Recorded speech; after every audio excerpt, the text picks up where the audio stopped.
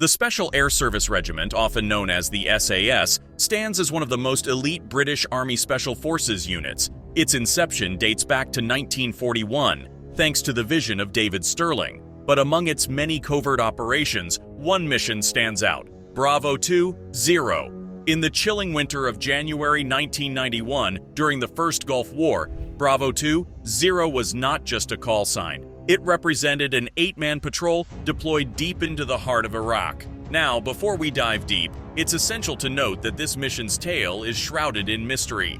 The accounts from survivors don't always align, but here's the story as we know it. Their mission was clear, yet perilous. Gather intelligence and establish an observation post, strategically positioned between Baghdad and northwestern Iraq.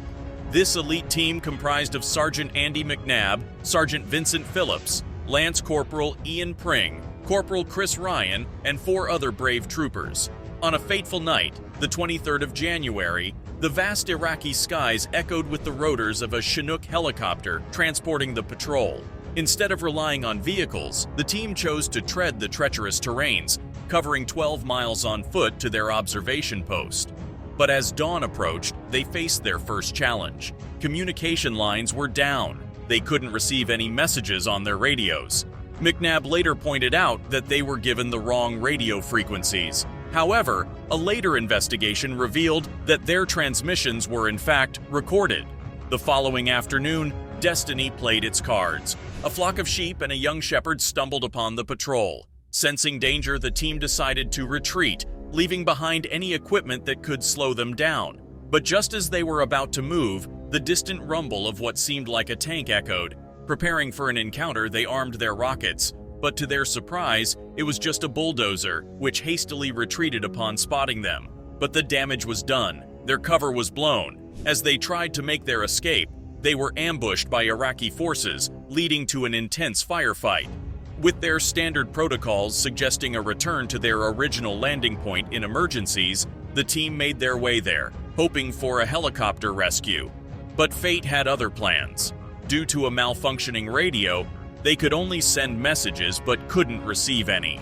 Unbeknownst to them, a U.S. jet pilot had picked up their distress signals. While the pilot tried to assist, the patrol remained unaware, leading to several failed rescue attempts.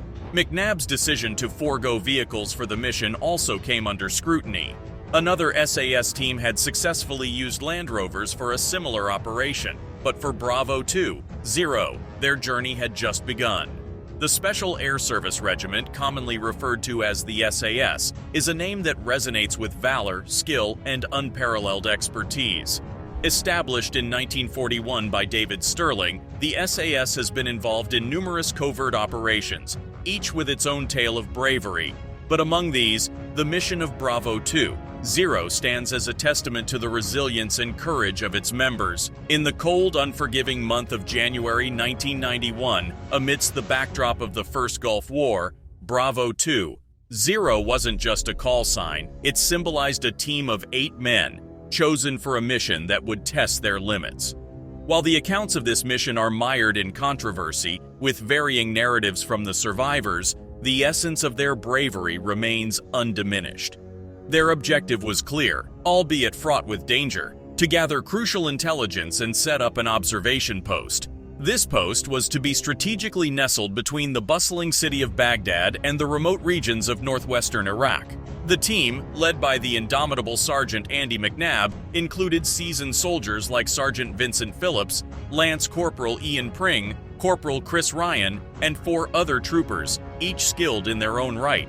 On the night of January 23rd, the vast expanse of the Iraqi desert was pierced by the sound of a Chinook helicopter's rotors.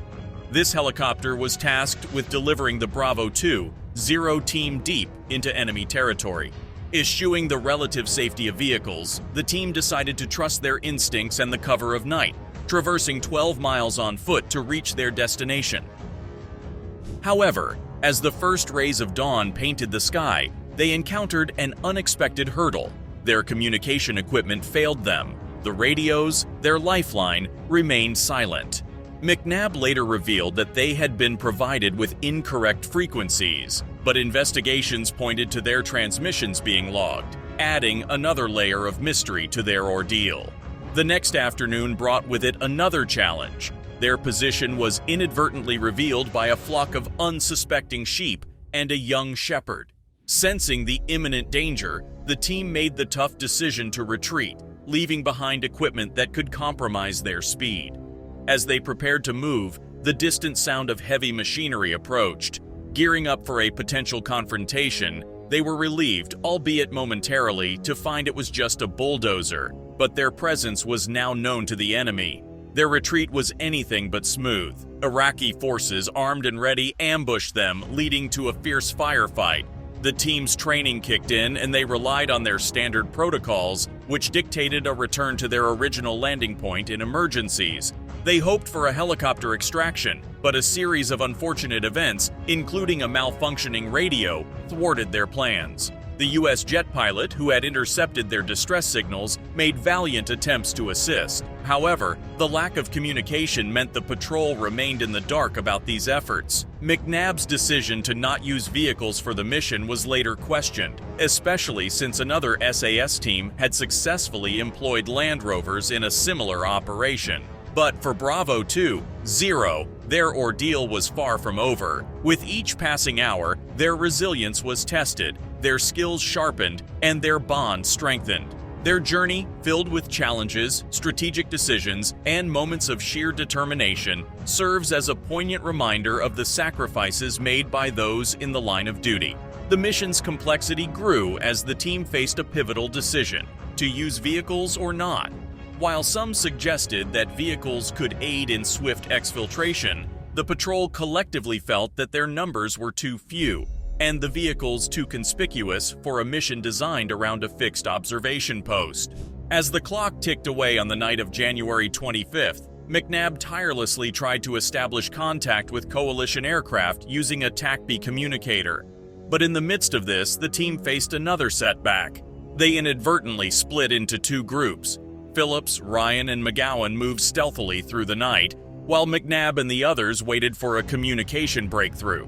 Neither group adhered to the standard emergency rendezvous procedure they had been trained for.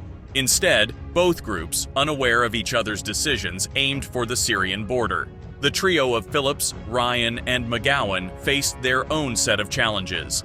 Phillips began to show signs of hypothermia, a condition that can be deadly in extreme conditions. His deteriorating state became evident when he mistook the color of his black gloves for his own hands, and his shouts echoed in the silent night. Despite efforts to locate him after he got separated, Phillips tragically succumbed to the cold. Sergeant Vince Phillips, a seasoned soldier with 19 years of service and 8 years in the SAS, met his untimely end in the vast expanse of northwestern Iraq. The following day, Ryan and McGowan encountered an elderly goat herder. After a tense discussion about the herder's fate, McGowan decided to accompany him in search of a vehicle, while Ryan chose to stay back. McGowan's journey led him to a group of men with a Toyota Land Cruiser. In a desperate bid for freedom, McGowan engaged in a firefight, but without his belt kit, he soon ran out of ammunition and was captured. Meanwhile, McNabb's group devised a plan to commandeer a taxi. Using the element of surprise, they managed to take control of the vehicle. However, their journey was cut short at a checkpoint. A confrontation ensued, leading to a firefight. The group's plan to rendezvous on the other side of the checkpoint went awry when the taxi driver alerted the authorities, forcing them to continue on foot. The Bravo 2-0 mission was proving to be one of the most challenging operations the SAS had ever undertaken. With each passing moment, the team faced new obstacles, from the harsh environment to unexpected encounters with locals and enemy forces. Their training, resilience, and determination were put to the ultimate test. But the story doesn't end here. The fate of the Bravo 2-0 team, their struggles, and their indomitable spirit continue to unfold, showcasing the lengths to which these brave souls went to fulfill their duty and survive against all odds. As dawn broke on January 27th, McNabb's group found themselves in a precarious situation. Encounters with local civilians and police intensified the danger. In a tragic turn of events, Consiglio was fatally shot by armed civilians around 2 a.m. The unforgiving cold claimed another life as Lane succumbed to hypothermia after a desperate swim across the Euphrates with Pring. The river's icy waters tested their endurance, but for Lane, it was a battle he couldn't win. The remaining members, McNabb, Pring, and Coburn, faced another challenge. During a fierce exchange of gunfire, Coburn sustained injuries to his arm and ankle. Their situation grew direr as they were captured by enemy forces. The captured members were subjected to a harrowing ordeal, being moved from one location to another, facing relentless torture and interrogation at each stop. McNabb recounted chilling tales of teeth extraction and being burned with a heated spoon. However, McGowan contested some of these accounts, stating that certain incidents might have been exaggerated. When footage of McGowan and Pring was released, it showed no signs of facial injuries, further deepening the mystery surrounding their captivity. In the midst of this chaos, Chris Ryan etched his name in the annals of Special Air Service history. He executed the longest escape and evasion ever recorded by an SAS trooper.